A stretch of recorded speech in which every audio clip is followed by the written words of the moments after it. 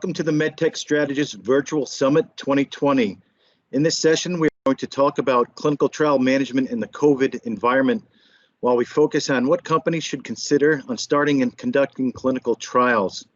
My name is David Uffer. I'm the Vice President of MedTech Practice at Alera Health. We are a global advisory firm with practices in medical affairs, strategy consulting, and transaction advisory.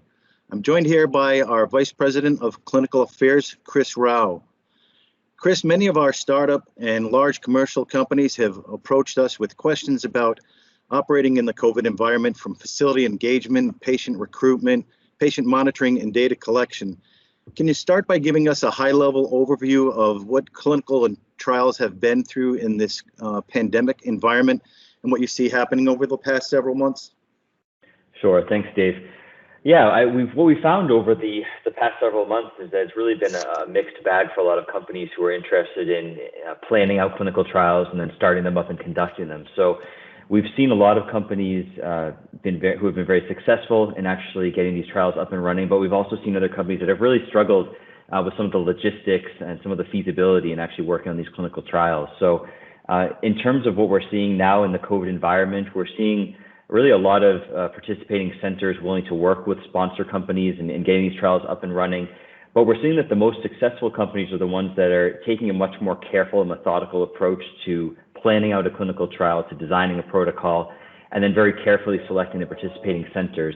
And what we're also seeing is that it's really important for companies to consider the patient populations they're working in, and then also how they can adapt the clinical trials. Maybe they had a trial design in mind before COVID, and thinking about how they can adapt that trial design to the COVID era. So we'll talk later today about maybe some strategies or some things that companies can do to be able to perhaps utilize home visits for clinical trials, to utilize connected devices, other things that make it more feasible to conduct a trial despite some of the issues that patients face in going into the clinic and some of the issues that hospitals face in conducting these trials. So I think the takeaway for companies looking to get into clinical trials is that, yes, it's absolutely possible to run these trials during the COVID pandemic, but that it really has to be done carefully and thoughtfully. So very often they come to us and not even sure how to proceed with the clinical trials in this environment. Should they fund them? Should they initiate them? And how they would proceed through the monitoring and even the data collection? Let's start off with a high-level overview and your best advice for how to even proceed under this environment. Yeah, it's a great question. And I think perhaps one of the most important items for companies right now, what I always recommend in any trial, even before COVID, was a very careful feasibility assessment to be done before you actually start your trial and before you select your centers. That, even more so during the pandemic, is really essential. So issues that might have been minor ones pre-COVID now could be potentially huge issues. So you think about issues with perhaps patient flow, patient population, what the hospitals are actually seeing in terms of, we think about some of the studies we're doing in oncology. They had a patient base, but now how many of these patients are actually still coming into the clinic to be treated, whether they're newly diagnosed or continuing on in their treatment. Other issues such as facility issues. So what about the logistics of the trial at a center? We think about things like equipment, the availability of staff and coordinator support. Do you have these people now being transitioned into a COVID floor or a COVID treatment area, whereas before they were able to be utilized for clinical trial purposes? So there's a lot of issues that need to be carefully considered at the outset of the trial. So we always recommend a very careful feasibility assessment be done, and that the same thing be done also for your clinical trial protocol. So before you engage in a clinical trial, taking a really careful look and utilizing experts who have run trials now within the COVID environment, and taking a look at the logistics of your protocol and seeing, is it truly not only scientifically feasible, but now is it logistically feasible to be able to run it during the COVID era? So while some of the patients can still access the facilities, we've seen many of the facilities, whether it's the hospitals or outpatient centers, that are limiting access to visitors, and that's not just visitors of the patients, but a lot of the service providers and those who are engaged in running these trials. What have we learned from and some of the things that you've seen happening in remote monitoring, and has this either been folks taking early efforts at this, or have you seen some best practices being employed? Yeah, and it's really been a key factor for us, both in the trials. Personally here at Alira Health, we had trials that were ongoing when COVID-19 hit, and then we've had other trials that have started up within the pandemic environment. So one of the most critical things for us was working with our participating centers and our sponsors as partners to figure out how we could institute remote monitoring for existing protocols where it actually wasn't a part of the protocol. And then for new trials, how we could right from the beginning ensure that appropriate risk-based and remote monitoring was implemented in these trials. And what we found is again, different centers focus on these things differently. So different centers, we had those that were interested in immediately implementing remote monitoring, whereas we had others that were a bit more constrained, either from a technological perspective where they weren't able to provide us the access that we needed to a remote electronic medical record, or perhaps it was a staffing issue. So if you think about the traditional monitoring paradigm where you have a monitor who goes to the site, who sits there for a day, who reviews source documentation, meets with the team, some sites are more capable than others in turning that into a remote process where you can actually speak to these study coordinators remotely. You can perhaps review either EMR remotely, or you can review source documents, redacted source documents sent over remotely. And really, it was an important conversation to have and to take on a case-by-case basis.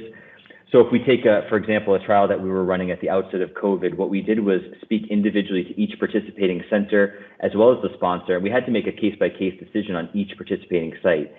And it can be a bit painful. So for companies that maybe have a target, perhaps it's an academic center that you'd really like to use for a trial, or perhaps it's a certain physician that you've worked with, whether it's a key opinion leader in the field or whatever it may be, you may actually have to make the decision not to use that site as a participating center because they're just not well set up for COVID.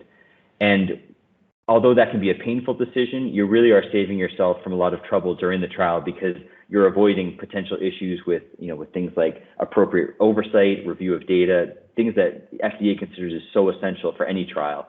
So it does take some tough decisions on the part of a sponsor, and if you know that the CRO certainly needs to be very intimately understands what these different sites can do. And I think that's a really important part right at the outset, to be able to analyze on a case-by-case basis how you're going to conduct your remote monitoring. The other comment there is that there are some really great technologies that exist which really help facilitate remote monitoring. We can do a whole nother session on all the different technologies that are out there, but I think it's important for a sponsor company to really consider what your technology platform is going to be. So are you going to use an existing off-the-shelf tool, something like Microsoft Teams for teleconferencing, Skype or something like that?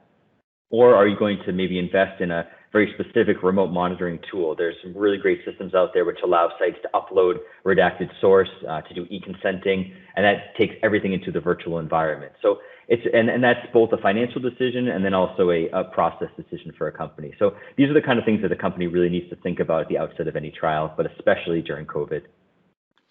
Well, technology would be a huge factor in changing the way that folks have executed and proctored and monitored these trials. Have you seen most CROs adopting technologies, or are they just at the forefront and being recently introduced, or have they been historically available and just not utilized because it hasn't been a necessity? Yeah, I think it's a great point. The last thing is a really great point. So I think that these technologies have existed, but a lot of sponsors and CROs were hesitant to adopt them because it was more the traditional model of on-site monitoring. There certainly are some really great strides that a lot of CROs and sponsors are taking, and I think now there's really no choice. So if a CRO wants to stay abreast of the latest developments in research, you really have to make sure that some of those remote capabilities are a part of what you're able to offer to a client. So we mentioned before, there's some really great technologies out there. We work with a number of different partners. One of the other really important pieces on the technology side is also the ability to conduct remote visits even for the patient. So we work with a lot of companies that do remote home visits. They can do telehealth as part of a clinical trial. We think about the importance of connected devices, which can actually transmit data to be used for the clinical trial rather than having to have a patient come into the clinic to be seen and perhaps expose them to the risk of COVID-19. So yeah, technology really is a huge factor, both on the monitoring side and then also the patient engagement side. I would say that any company right now looking to get into a clinical trial should really seriously consider how they're going to adopt technology in this era. Have you seen any issues with the facilities or the providers utilizing these new technologies? And are there any questions about the fidelity of the data, the security of the data that's being transmitted and shared in a remote fashion? We have, and I think that goes back to the point about making sure you do that really comprehensive feasibility assessment on a site-by-site basis at the outset of a program, because obviously, especially with a lot of the large hospital systems or the academic medical centers, they're a bit constrained by their own their infrastructure. They have SOPs they have to follow when it comes to IT and transmitting data outside of the facility. So it really does depend on the hospital or the center that you're working with. What we found is that, working with some of these sites in clinical trials, you don't always need this large, fancy e-consenting system or source uploading system. Some of the sites are actually set up to be able to provide remote access directly to EMR, so you can actually review the electronic medical record.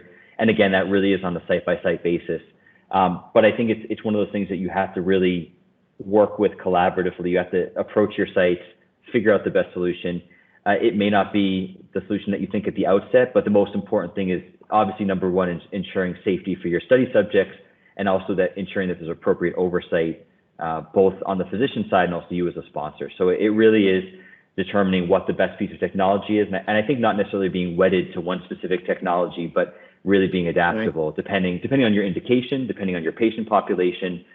So really, it's really a sponsor decision that you have to make intelligently.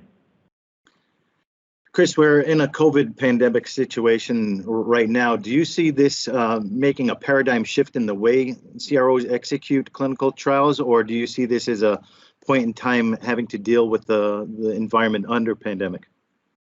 I do think it's a shift. Now, I don't necessarily subscribe to the idea that we're going to be completely remote for everything, at least not in the next few years, but I do think we're seeing a shift towards determining how remote access, remote visits, and these different technologies can be applied into the clinical trial environment. So I can see even over the next several years, these things still being utilized. Even if we do return to on-site visits more frequently, I think that these are really fantastic pieces of technology. They're only going to grow in their usefulness. So if you think about things like e-consenting, which for a lot of companies were not adopted years ago, now it's becoming more of a reality, especially for a lot of the trials that we work on. Remote monitoring, the ability to access data remotely 24/7 is really an amazing thing within the clinical trial environment, especially where you have trials that maybe you have a more at-risk patient population, or data needs to be adjudicated more frequently. So I think these are things that are going to be adopted. Now, I think that we're going to have to, over the next few years, figure out from a risk-based approach what the best policy is. I think from a people perspective, there's still the important part of having a face-to-face communication with your participating physicians and your coordinators. So I can see really a hybrid approach as we work through the next few years, as we figure out the COVID pandemic, and then as we figure out how this technology embeds within our existing processes. Whether it's the entire trial or portions of executing a trial, CROs is such a critical piece of executing the trial, Chris.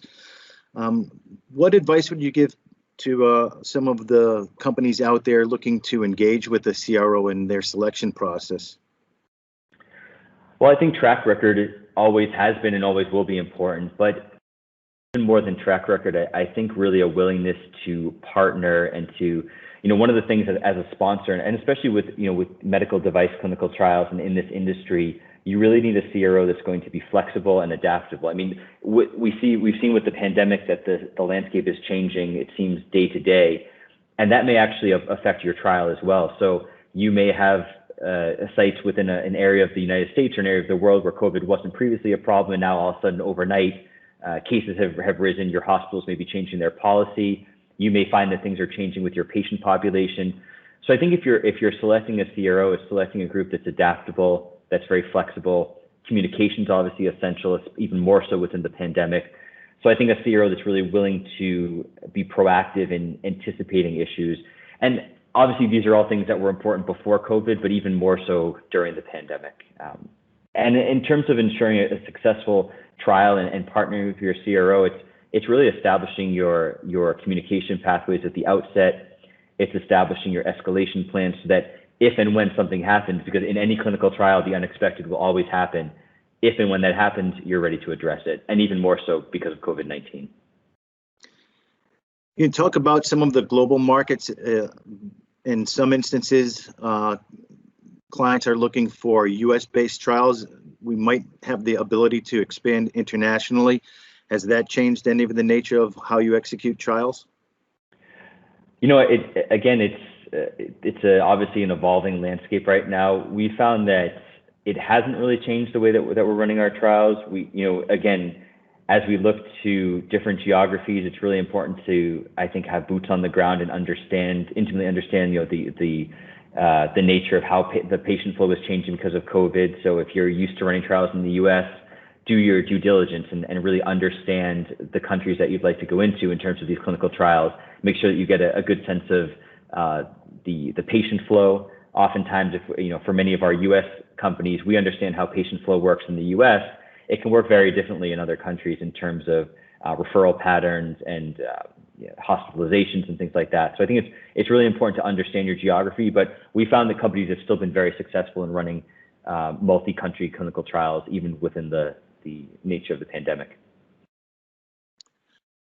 Thanks for a lot of information here. Any parting words on how clients would be best to successfully execute some of these trials? I know many have looked at perhaps pausing or having to retrench the way that they've looked at administering these trials. Yeah, it's a great question. I mean, I think that there are certainly, it's not to say that every trial is still as feasible as it was prior to COVID. You obviously have patient populations which are more at risk. You have studies which may be looking at elective procedures. You don't see those being done as often. But I would say to companies, don't be afraid to explore the possibility of starting up new trials, even despite COVID-19. From a business perspective, from a scientific perspective, these trials are still very possible. They're very doable if you approach them in an intelligent and methodical manner. And it's all about your partners as well. So make sure that you're selecting partners, whether it's at the physician level or at the CRO level or at whatever level it may be. Make sure that you're selecting your partners appropriately so that you have the best chance of success. Well, thanks again, Chris. As a proud sponsor of the MedTech Strategist Virtual Summit, we invite any of the folks that have attended this session to reach out to us through LinkedIn or through email. Happy to give any further guidance or discussion on this topic. Thanks, Dave.